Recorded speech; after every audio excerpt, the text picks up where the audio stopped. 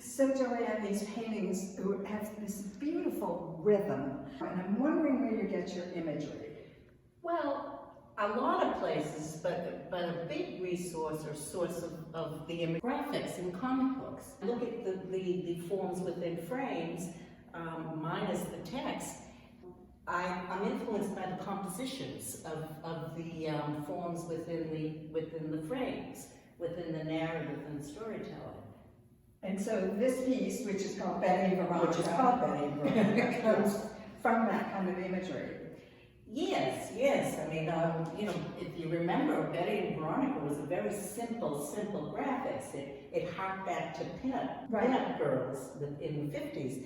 So, the two dominant colors here are red, which could be Betty, and blue, which might have been Veronica. Actually, I think it was the opposite.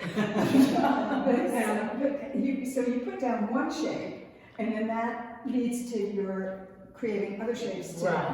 Right. The process is totally intuitive.